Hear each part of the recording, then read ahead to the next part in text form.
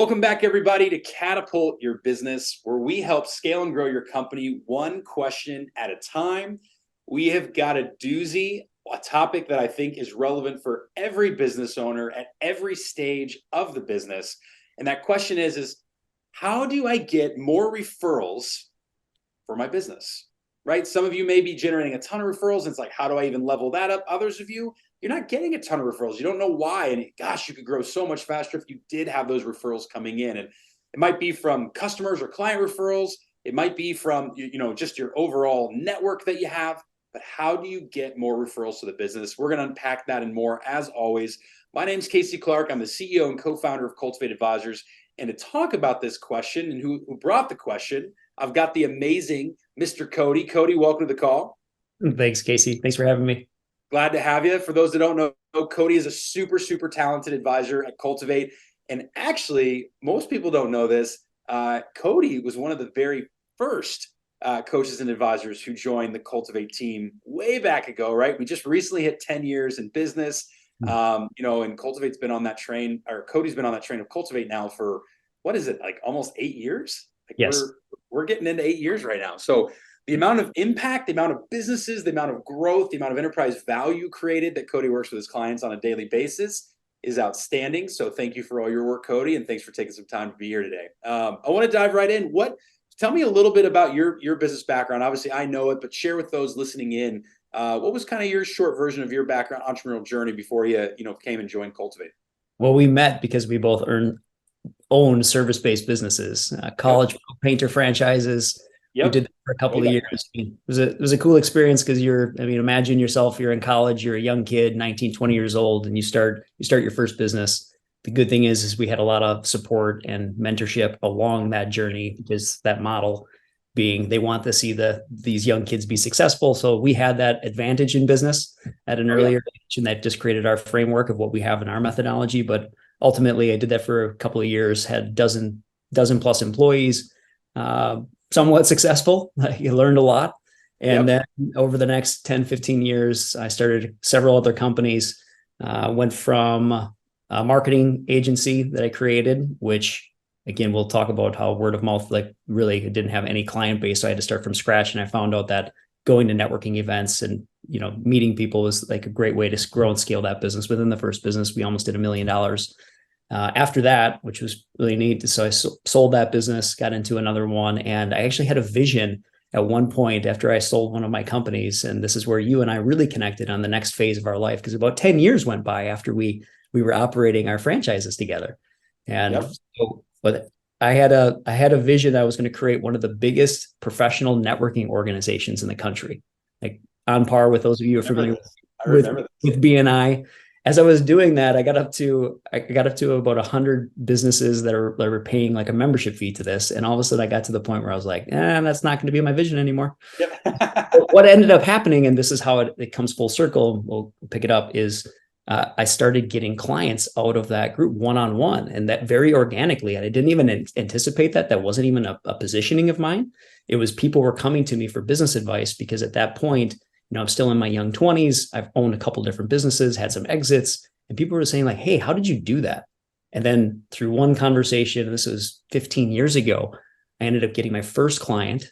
Fun story, fast forward 15 years, he's still my client today now that we're part of Cultivate. So I was advising business owners on my own for a period of time, running this networking organization. And then that's where we joined forces and we said, let's take this bigger. Let's see if we can be the best advising firm in the country. And, I'm very fortunate to be part of this journey.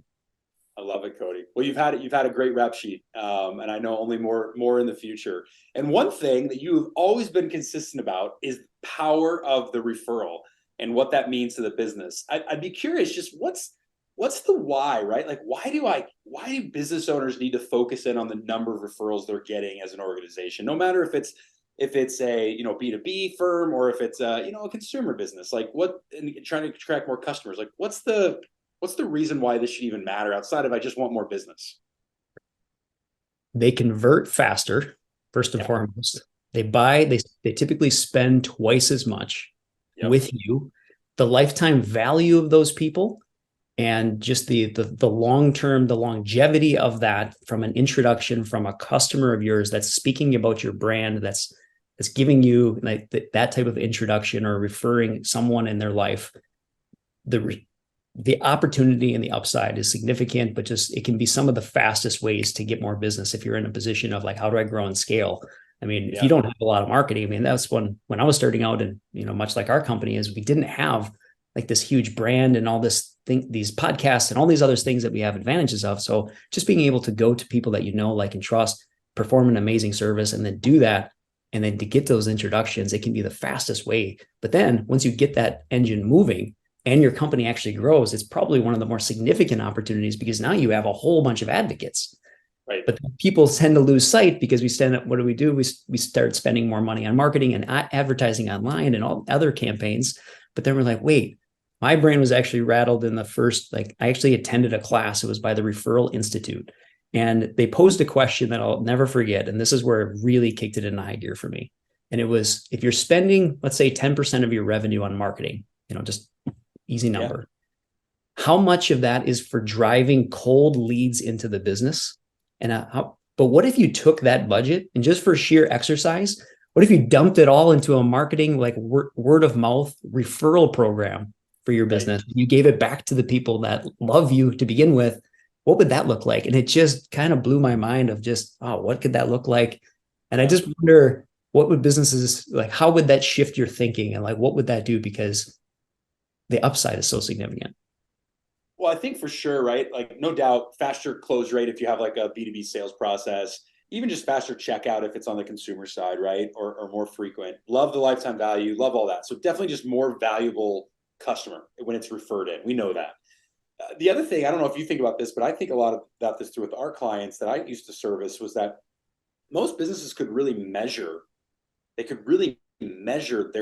experience level or their success that they were having by the number of referrals that came in. Because the reality is, if you didn't have a good experience, if you didn't have a good product, if you don't have a good service, you're not going to get referred, right? So that's a must, right? So I think often people, they hear it's like, oh, I don't want to have to ask my network, or I don't want to go out and ask for referrals from your client base. And you just, at some point, also just keep in mind, like, it's actually a measurement tool for, are people willing to do that on your behalf? Was it that good of a product or service?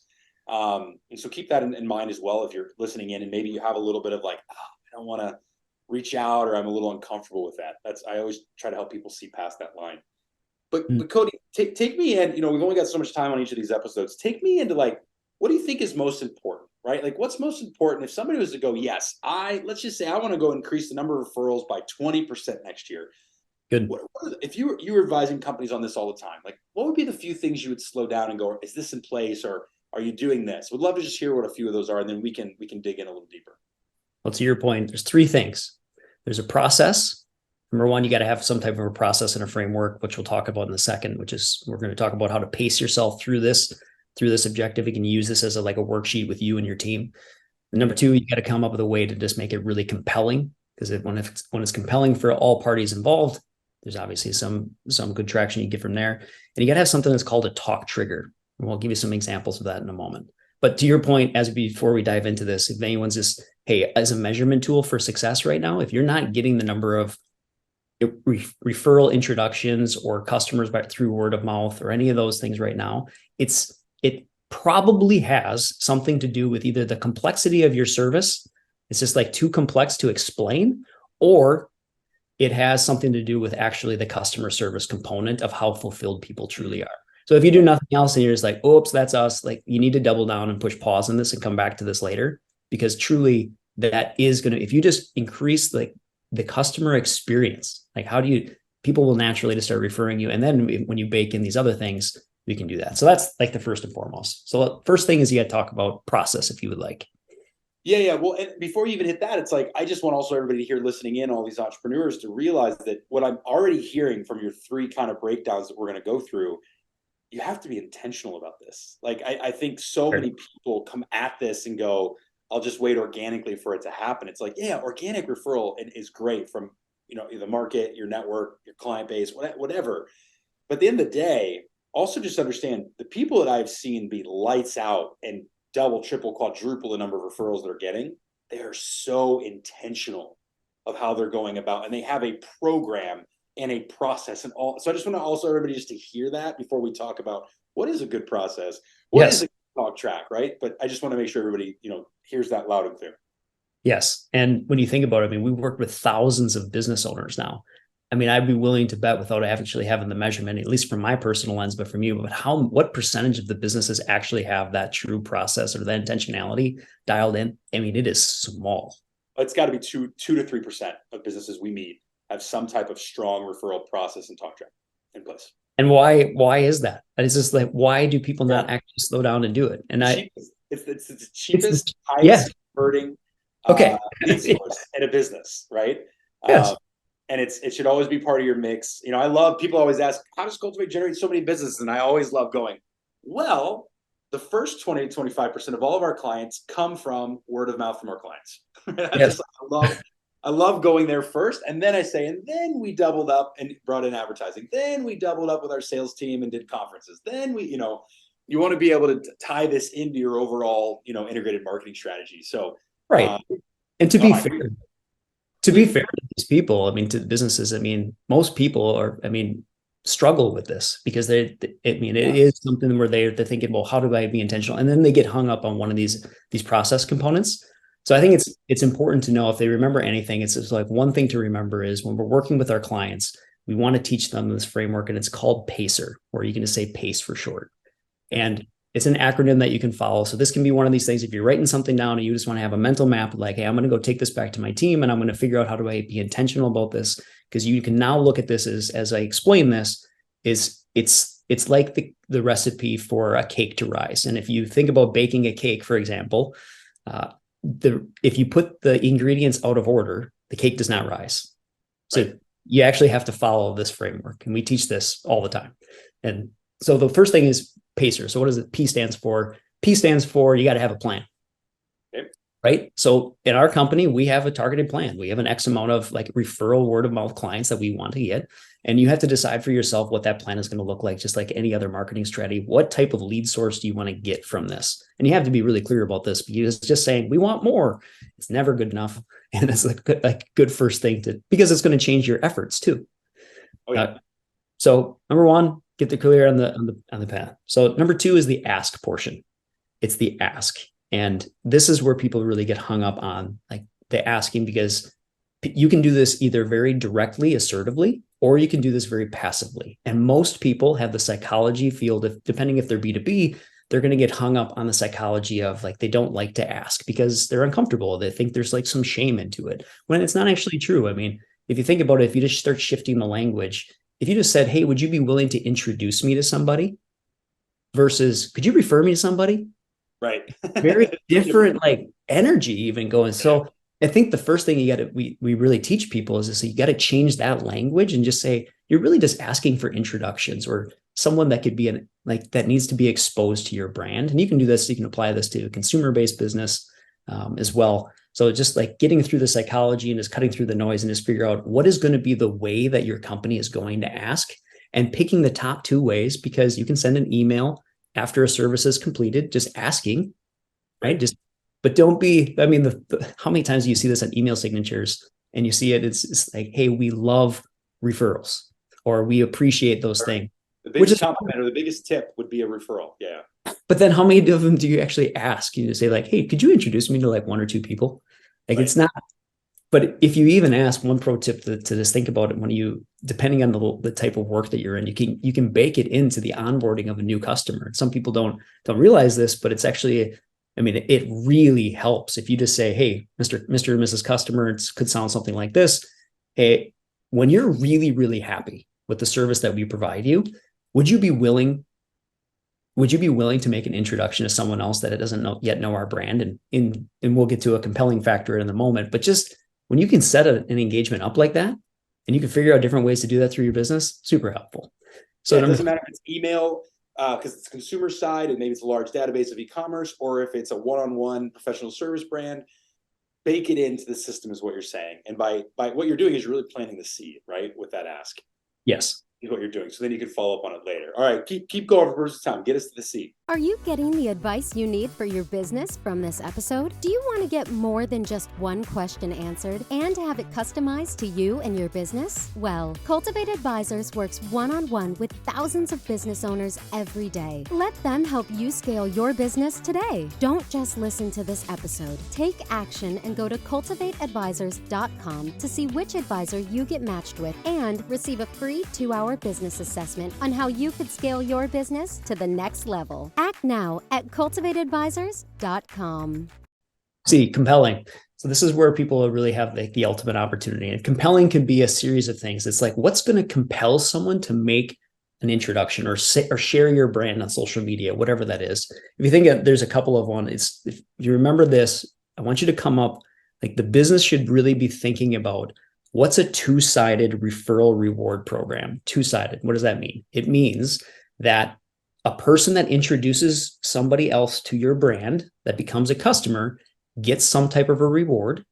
And on the other side, that customer in turn also gets something as a reward. So it could be like a free month of service if you're in a membership type business, and that person that they're introducing gets a free month.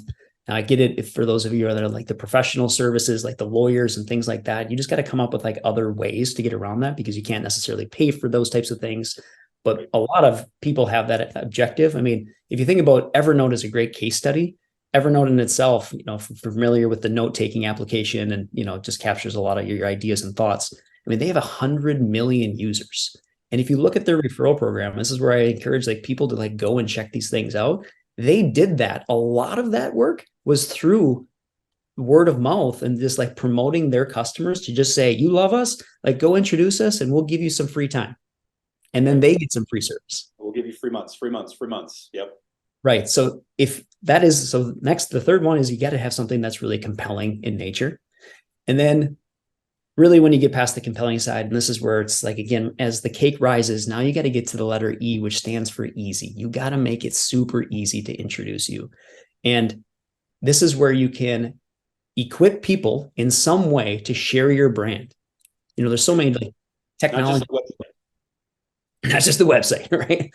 It's just like, but here's a template and message that could you just share this, push a button, share this with 3 friends. If they walk in through your storefronts, could you give them a card where, there's a chiropractor in the area that's one of the fastest growing companies in our area. And every year they give out gift certificates to their 2,000 plus clients. And they say, hey, this time of the year, because it's the holiday season, as we're talking about this, pass this on to 2 people that you love and care. We'll give them, free exams. We'll cover everything but the x-rays if needed. And people they grow, statistically grow from that endeavor. They said a minimum of 10% every year just from that one campaign. Yeah. But it's super intentional, to your point.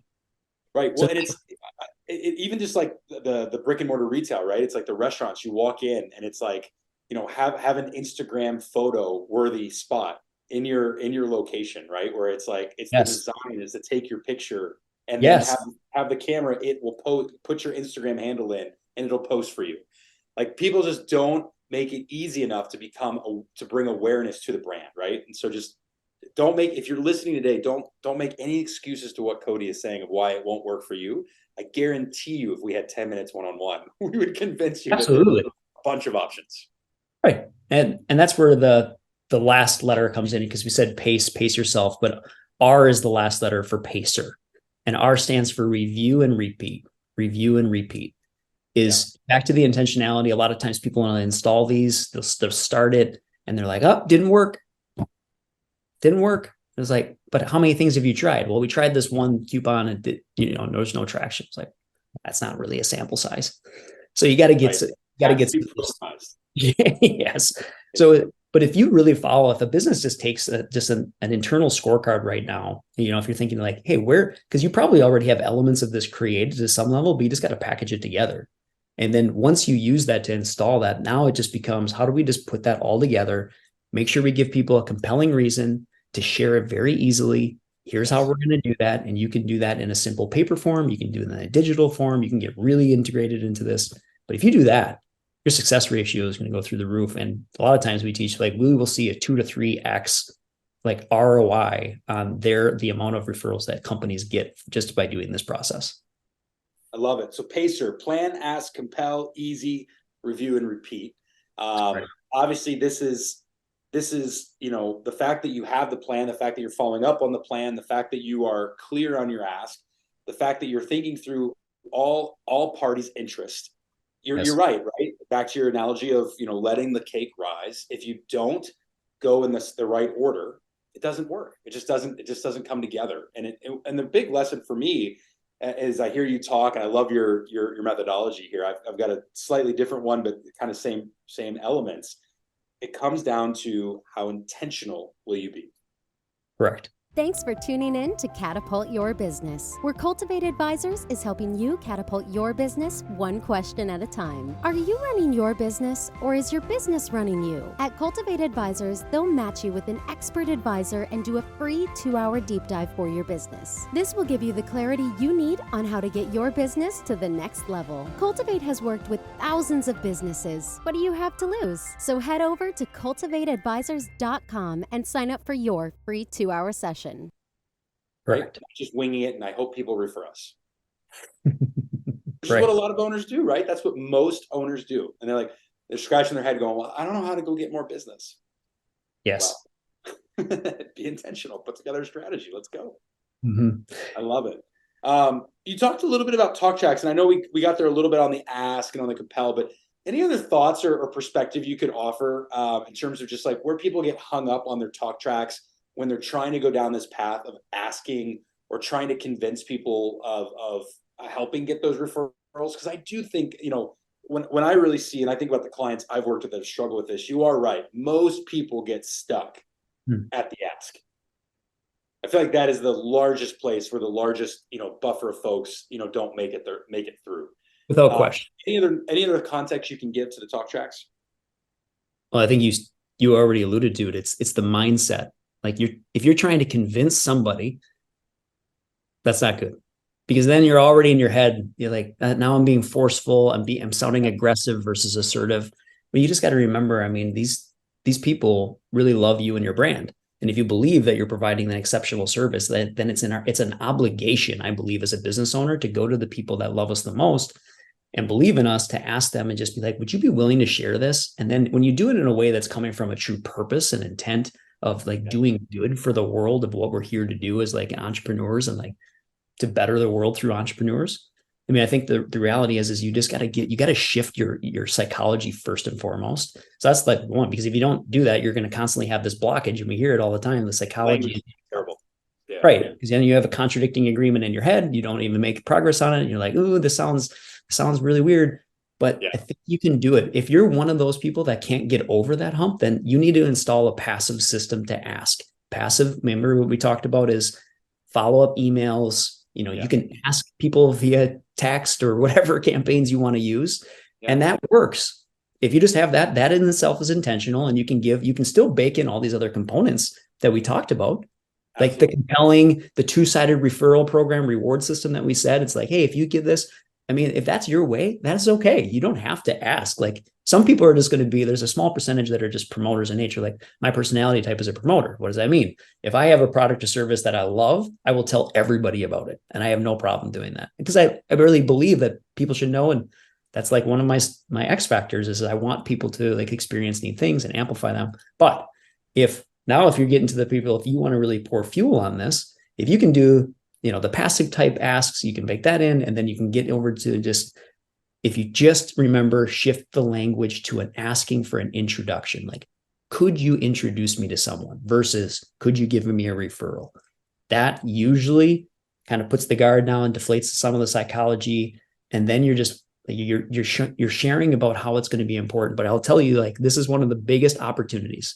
And I'll share this with you like as an audience to hear this. If you want to get more referrals, the biggest thing that I see people miss and fail on over and over again is because when they actually do get referred a client or a customer into their business, almost all of them, not everybody, but what I find is probably 90%, they do not circle back to the person who made the original introduction. You're shaking your head. You're like, oh yeah, because here's what happens. what has happened? So if I refer my mother or someone I love and care about to you, I'm entrusting that you're going to take amazing care of her, right? It's not about the reward. We talked about this. What people care about and why they're willing to go out of their way is because they believe that you're going to help them. Now, imagine a scenario where all of a sudden I make that and I say, Casey, here's this person. And then all of a sudden, if I have a close relationship with my mom, obviously I'm going to follow up and I'm going to ask, like, hey, how did that go? But if it's an acquaintance or someone that I talk periodically with and I don't hear it, all of a sudden I'm like, Casey, like, did you talk to my mom? Or like, did you talk to that friend? And you're like, oh, yeah. But the people that can figure out a way to proactively follow up and like systematically educate and just inform people how that relationship is going, or I met this person, this is the value we created in their life, and they can figure out a system. This is not that difficult. If you get introduced to somebody, you just set up a system, a campaign in your CRM or on your calendar. You just say, hey, remind to go back to the referral source. I did this yesterday, like true story. Did this yesterday. One of our clients, he referred me someone a while back. I've been nurturing. And I finally said, hey, I finally booked that call with the person that you introduced me. No joke, within 2 hours, this is what happens. I'm now top of mind in his world. He sends me another referral intro. Yeah, always. And it is like, if you did that intentionality. Yeah, that's the key. I mean, that's the key, Cody. That's the key. It's intentionality. And what I'll share with, my kind of parting words, because we're running out of time here, is like, people just don't respect evangelists and their brands. They just don't respect it. And what you're talking about is when you do that feedback loop, when you come back into play, you build evangelists. You are validating the referral was a positive experience for their community, and they will continue to then create referrals. And it's been proven. I think everybody goes like, oh, I've got this much client base, or I've got this much of my network. Can I get a half a referral from each of them a year? It's like, no. Can you get 10 referrals from 10 people? And yes. My experience, back to your comment about you're a promoter, Cody, my experience is you actually just have to start to learn who are your promoters and evangelists. Correct. Find them, go get hundreds of referrals from that one person. Absolutely. They will just keep doing it. And they will become your biggest fans. And I think that's the action that people need to leave here with today is all this stuff is great. You can make this, like you can run this scenario, put this process in, but who are the two people that meet and know your client base and work with your customers, build a relationship with them, figure out a strategy. And if you just do that over this next year, it could mean significant revenue in business for you. And that's all they have to go do. I love it. Cody, always wealth of knowledge, laying it down easy with PACER. Nice little acronym so we can all remember it. Again, for everybody, just it's plan, ask, compel, easy, review, and repeat. If you can put that into action, you will absolutely generate more referrals. Now, if you're listening to this and going, gosh, I need Cody to sit down with me and really help me understand what I'm doing wrong or what my opportunity is as it comes to generating more referrals in the business, go to our website, cultivateadvisors.com. Let us know, when you fill out the form for us to say, hey, I want a quick call. Say, hey, I want to talk to Cody. We'll get you lined up. No problem. I know Cody would be happy to help any way that he can. Otherwise, I just want to thank all of you for joining Catapult Your Business for another episode. And as always, continue to thrive and drive your business to the next level of success. This entrepreneurial journey can be lonely. It can be hard. It can be filled with a bunch of ups and downs.